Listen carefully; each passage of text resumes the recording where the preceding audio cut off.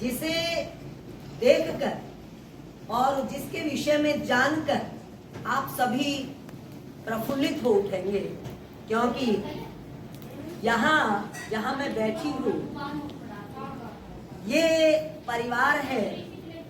पहले तो मैं परिचय करा दूं, मेरे विद्या गुरु डॉक्टर चंद्रपाल शर्मा जी और मेरी माता उनकी धर्म पत्नी रमा देवी, जो दोनों यहाँ विराजमान हैं, ये सारा परिवार उनका है। और आप सभी जानते होंगे, क्योंकि मुझे लगता है कि विश्व पटल पर ऐसा कोई नहीं है जो इस परिवार का जो एक ऐसा हीरा है जो सबके दिलों को लुभाता है, मोहता है और सबके दिलों में प्रेम भरता है और सबके अंदर ज्ञान भरता है।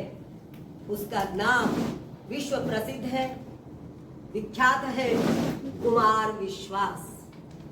कुमार विश्वास इस परिवार से निकलकर आज सारे विश्व का हो गया है और उसके 3 रूप तो आप लोगों ने सभी ने देखे ही हैं। कुमार के 3 रूप अच्छी तरह से आप सब ने पूरी तरह से आत्मसात किए हैं। पहला रूप जो आरंभिक रूप रहा है वो कवि का रूप रहा है। उसमें भी वो युवा वर्ग के दिलों की धड़कन बना और जब एक शब्द भी उसके मुंह से निकलता तो उसी वक्त तालियां गूंज उठती थी। सबको पता है, देखा है सबने। दूसरा रूप आया राजनीतिक रूप। जब आम आदमी पार्टी में उन्होंने बड़ी ईमानदारी से, बड़ी मेहनत से, बड़े परिश्रम से काम किया। वो अलग बात है कि पार्टी ने दिशा बदल दी और उनको वो पार्टी छोड़नी पड़ी।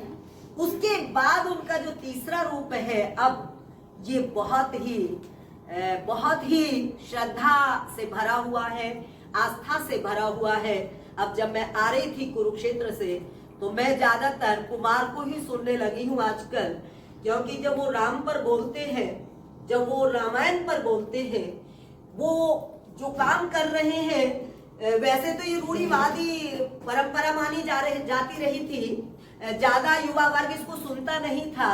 लेकिन जब से कुमार ने बोलना शुरू किया है तब से इससे भारत का युवा, और भारत का ही नहीं विश्व का युवा इससे जुड़ रहा है।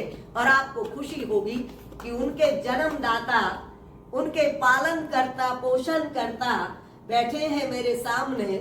दिखाओ भी पिताजी को, माताजी को, जिन्होंने ऐसे संस्कार दिए हैं।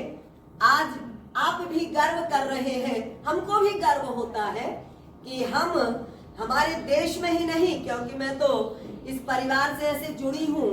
जब से मेरे माताजी पिताजी गए हैं, मैं आपको ही माताजी पिताजी के रूप में देखती हूँ और आप मुझे इतना स्नेह देते हैं, इतना प्यार देते हैं कि मैं नहीं कह सकती कि शायद कहीं और से इतना